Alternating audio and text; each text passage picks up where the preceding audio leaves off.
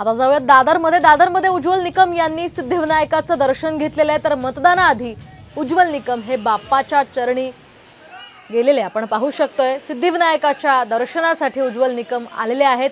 तर मतदानापूर्वी त्यांनी बाप्पाचं दर्शन या ठिकाणी घेतलेलं आहे। तर भाजपकडून उज्ज्वल निकम हे निवडणुकीच्या रिंगणात आहेत। त्यांच्या विरुद्ध काँग्रेसच्या वर्षा गायकवाड या निवडणुकीच्या रिंगणात आहेत। त्यामुळे हा सामना अतिशय लक्षवेधी ठरणार आहे। आपण पाहतोय उत्तर मध्य मुंबईमधून उज्ज्वल निकम हे भाजपचे उमेदवार आहेत। तर वर्षा गायकवाड यांना काँग्रेसकडून उमेदवारी देण्यात आलेली आहे। त्यामुळे वर्षा गायकवाड विरुद्ध उज्ज्वल निकम यांच्यामध्ये ही थेट लढत होणार आहे आणि त्या लढतीकडे संपूर्ण राज्याचं लक्ष लागलेलं आहे। तर दुसरीकडे रवींद्र वायकर हे सुद्धा मतदान करून आता बाहेर आलेले आहेत। तर अगदी सकाळीच त्यांनी सुद्धा मतदान केलेलं आहे आणि जनतेला सुद्धा मतदान करण्याचं आवाहन त्यांनी केलेलं आहे।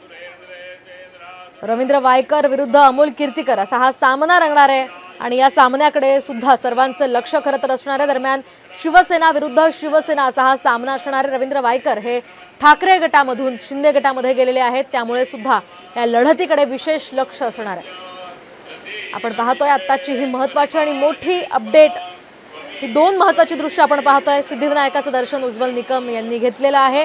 अगदी मतदान करण्याच्या आधी त्यांनी बाप्पाचं दर्शन घेतलेलं आहे। तर दुसरीकडे रवींद्र वायकर यांनी मतदान केलेलं आहे। मतदान केल्यानंतर ते आता या ठिकाणी मीडियाशी संवाद साधतायत।